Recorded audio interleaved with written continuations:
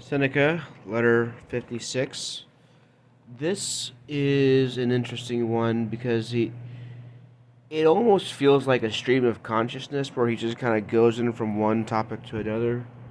Trust me, I know what that's like. I do that all the time. Just ask anybody that knows me personally. Um, and the fact that I think that about this letter makes me wonder if I missed the point that he's trying to make. But there is at least one part that definitely stands out to me. He starts by talking about how to have a peaceful mind, and the people that try to avoid noise, to either concentrate on something or try to sleep, while he talks about how he can be in the middle of the city with all the noises of the city and be fine. It is kind of a I don't know exactly what the psychology of it would be, but I do know that it's kind of weird that there were times when uh, if I was in like a public area, like I've done work in a coffee shop. That's not a quiet place by a long shot. People talking all around. Meanwhile, if a dog barks, that drives me absolutely crazy. Something about the noise of that.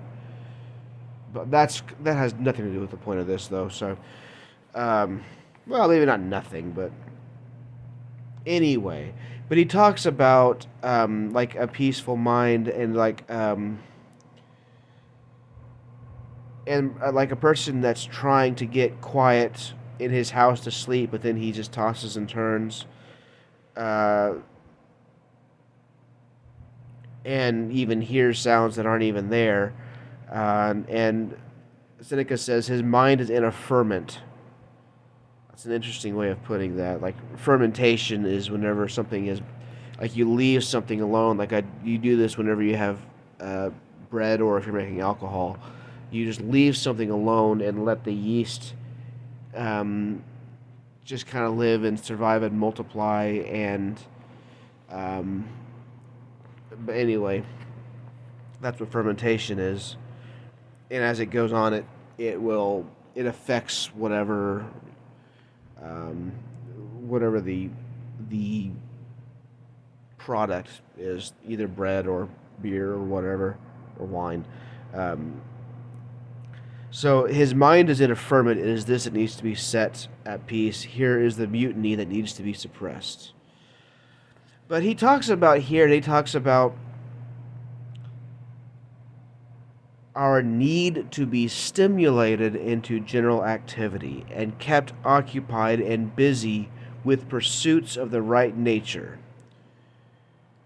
So, like when military commanders notice indiscipline, they give them work to do.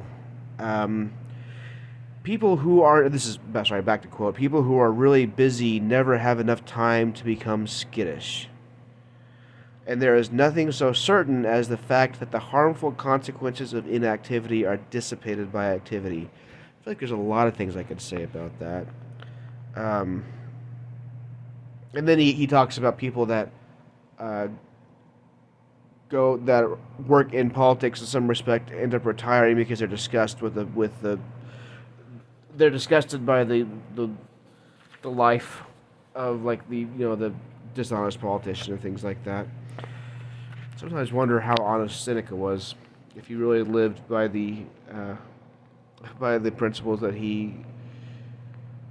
I mean, he was a politician of sorts. I guess he's more of an advisor than a politician. But anyway, um, but I think there's a lot of truth to that. If you have nothing to do, I guess the expression "idle hands are the devil's workshop." I don't know if that's quite means exactly the same thing, but it maybe. I actually don't know the origin of that saying, but um, there is something about being inactive, about being idle, that can be really destructive. It brings to mind um, the concept of a mouse utopia. If you don't know what the mouse utopia is, then I'm going to take a wild guess that most people don't. I only know it because I've got a weird addiction to YouTube videos. There's a guy named Frederick Knudsen that made a video in a series called Down the Rabbit Hole. It's pretty good about the mouse utopia. Down the Rabbit Hole is like a number of videos called Down the Rabbit Hole, and then this one's particular about the mouse utopia. And the basic idea was there were these strange experiments. Well, the experiments were strange. The results were strange. Um, in the, I think, 70s. This is somehow related to the National Institutes of Mental Health, or NIM, which became like somehow related to the Secret of NIM or something. Which I saw that movie and it was I didn't see it as a kid. I saw it as an adult. I'm sorry, I'm getting off track again. Like I said, I'm not unfamiliar with stream of consciousness. Anyway, the point of the experiment was, or the end of the experiment was, he put a bunch of mice in a community of mice in like the absolute perfect living space. There were no predators. They had all the food they needed. They had all the space they needed. And it became an absolute disaster. It was some of the things that happened were just horrifying, and part of the issue was that when they had nothing to do, their energies just became kind of, for one, they kind of turned on each other. They, but anyway, I think